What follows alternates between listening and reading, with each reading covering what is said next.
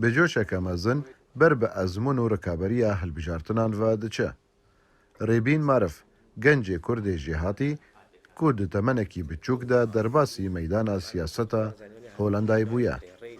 vê carê nemzetê Partiya FFD ye an ku Partiya Gel ji bo azadiye û demokratiya deselatê ye.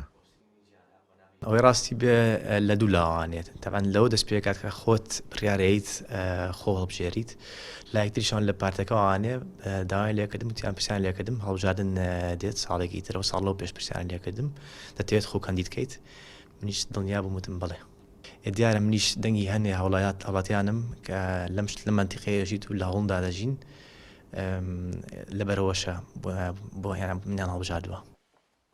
ڕێبین 9 سالی بوو دەما لەگەل مالباتە خوا پەنابەری هۆلەندای بووە و بە ئارمانجین مەزن دەخوازە ببە پەرلەمانتارێک کوردێ هۆلەندی.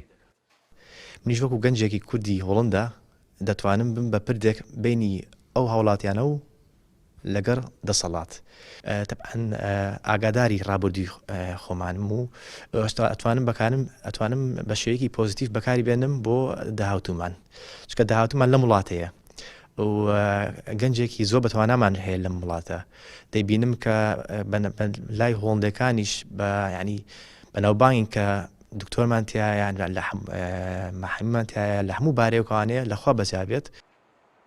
ji bo biserketina Rêbîn bo Perlemanê Holandayê pêwîstiya wî bi 17,000 deng heye. Ew pişta xwe bi heval û gelê xwe girê dide. من لەم هەڵبژاردنە پێویستم بە 10,000 دەنگە بێت و لەسەر لیستی یەک لیستی فەیفیدەی کاندیدی ژمارە 64م و ئەگەر دانیشتوانی کوردانی هۆڵندا پشگیری بکەن شتێکی باشە بێت و دەتوانین ئیشکەین بۆ هاوڵاتیان.